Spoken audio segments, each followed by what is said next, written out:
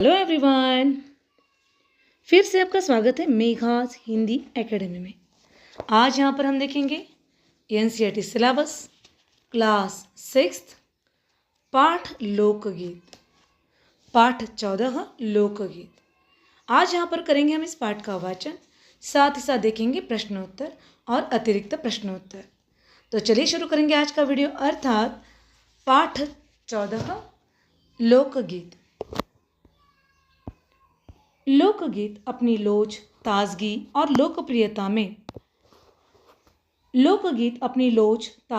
लोकप्रियता में शास्त्रीय संगीत से भिन्न है। लोकगीत सीधे जनता के संगीत है। घर, गांव और नगर की जनता के गीत है ये। इनके लिए साधना की ज़रूरत नहीं होती। त्योहारों और विशेष अवसरों पर ये गाए जाते हैं। सदा से ये गाए जाते रहे हैं और इनके रचने वाले भी अधिकतर गांव के लोग ही हैं। स्त्रियों ने भी इनकी रचना में विशेष भाग लिया है। यह गीत बाजों की मदद के बिना ही या साधारण ढोलक, झांझ, करताल, बांसुरी आदि की मदद से गाए जाते हैं। एक समय था जब शास्त्रीय संगीत के सामने इनको हेय समझा जाता था। अभी हाल तक इनकी बड़ी उपेक्षा की जाती थी, पर इधर साधारण जनता की ओर जो लोगों की नज़र फिरी है, तो साहित्य और कला के क्षेत्र में भी परिवर्तन हुआ है। अनेक लोगों ने विविध बोलियों के लोक साहित्य और लोकगीतों के संग्रह पर कमर बांधी है और इस प्रकार के अनेक संग्रह अब तक प्रकाशित भी हो गए हैं। लोकगीतों के कई प्रकार हैं। इनका एक प्रकार तो बड़ा ही ओजस्वी और सजीव है। यह इस देश के आदिवासियों का संगीत है। मध्य प्रदेश, दक्कन, छोटा नागपुर में गोंड, खांड, ओराव, मुंडा, भील, संथाल आदि फैले हुए हैं, जिनमें आज भी जीवन नियमों की जकड़ में बंध न सका और निर्द्वंद्व लहराता है। इनके गीत और नाच अधिकतर साथ साथ और बड़े बड़े दलों में गाए और नाचे जाते हैं। 20-20, 30-30 आदमियों और औरतों के दल एक साथ या एक दूसरे के जवाब में गाते हैं। दिशाएं गूंज उठती हैं। पहाड़ियों के अपने अपने गीत हैं। उनके अपने अपने भिन्न रूप होते हुए भी अशास्त्रीय होने के कारण उनमें अपनी एक समान भूमि है। गढ़वाल, किन्नौर, कांगड़ा आदि के अपने अपने गीत और उन्हें गाने की अपनी अपनी विधियां हैं। उनका अलग नाम ही पहाड़ी पड़ गया है। वास्तविक लोकगीत देश के गांवों और देहातों में हैं। इनका संबंध देहात की जनता से है। बड़ी जान होती है इनमें। चैता, कजरी, बारहमासा, सावन आदि मिर्ज़ापुर, बनारस और उत्तर प्रदेश के पूर्वी और बिहार के पश्चिमी जिलों में गाए जाते हैं। बाउल और भतियाली बंगाल के लोकगीत हैं। पंजाब में माहिया आदि इसी प्रकार के हैं।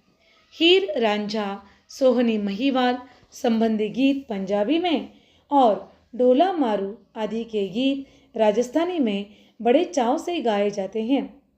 इन देहाती गीतों के रचयिता कोरी कल्पना को इतना मान न देकर अपने गीतों के विषय रोजमर्रा के बहते जीवन से ले लेते हैं, जिससे वे सीधे मर्म को छू लेते हैं।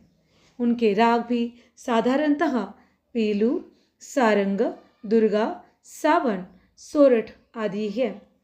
कहरवा, बिरहा, धोबिया आदि देहात में बहुत गाए जाते हैं और बड़ी भीड़ आकर्षित करते हैं। इनकी भाषा के संबंध में कहा जा चुका है कि ये सभी लोकगीत गांवों और इलाकों की बोलियों में गाए जाते हैं। इसी कारण ये बड़े आह्लादकर और आनंददायक होते हैं। राग तो इन गीतों के आकर्षक होते ही हैं। इनकी समझी जा सकने वाली भाषा भी इनकी सफलता का कारण है। भोजपुरी में करीब 30-40 वर्षों से विदेशिया का प्रचार हुआ है। गाने वालों के अनेक समूह इन्हें गाते हुए देहात में फिरते हैं। उधर के ज़िलों में, विशेषकर बिहार में, विदेशिया से बढ़कर दूसरे गाने लोकप्रिय नहीं है।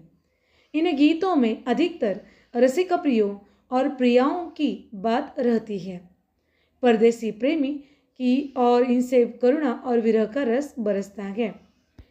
जंगल की जातियों आदि के भी दल गीत होते हैं, जो अधिकतर विरह आदि में गाए जाते हैं।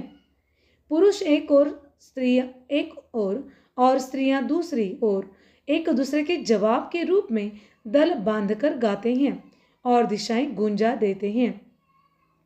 पर इधर कुछ काल से इस प्रकार के दलीय गायन का ह्रास हुआ है। एक दूसरे प्रकार के बड़े लोकप्रिय गाने आल्हा के हैं। अधिकतर ये बुंदेलखंडी में गाए जाते हैं। आरंभ तो इसका चंदेल राजाओं के राजकवि जगनीक से माना जाता है, जिसने आल्हा उदल की वीरता का अपने महाकाव्य में बखान किया। पर निश्चय ही उसके छंद को लेकर जनबोली में उसके विषय को दूसरे देहाती कवियों ने भी समय समय पर अपने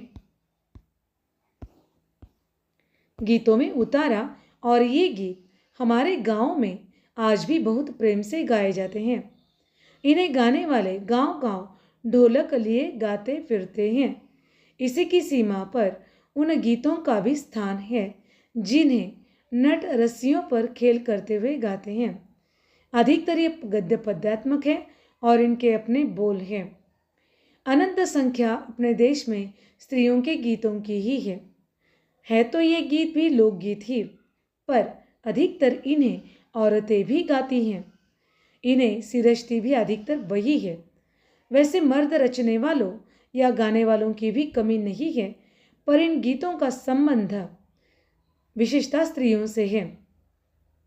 इस दृष्टि से भारत इस दिशा में सभी देशों से भिन्न है, क्योंकि संसार के अन्य देशों में स्त्रियों के अपने गीत मर्दों या जनगीतों से अलग और भिन्न नहीं है, मिले जुले ही हैं।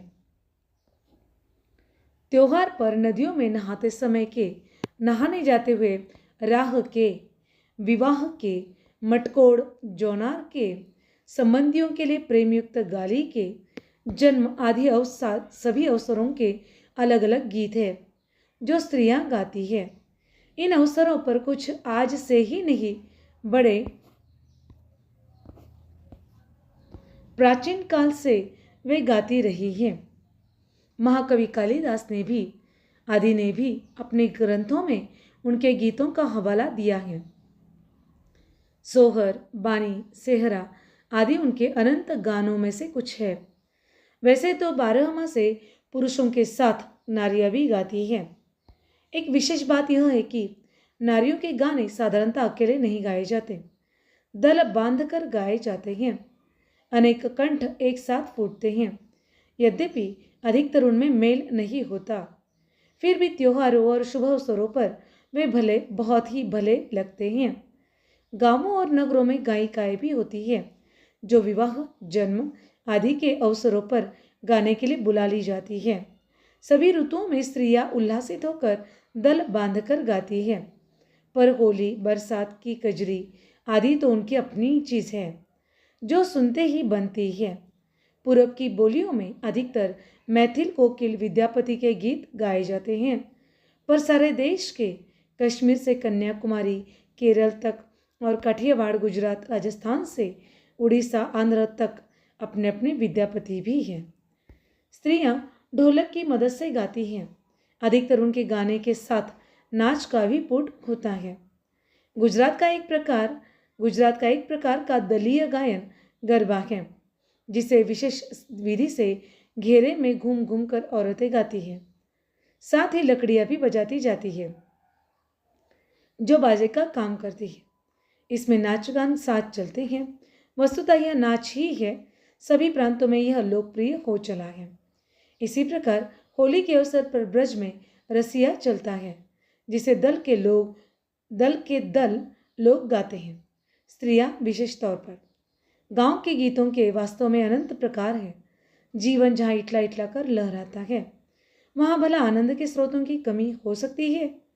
उद्दाम जीवन के ही वहाँ के अनंत संख्यक गाने प्रतीक है। लेखक भगवत शरण उपाध्याय।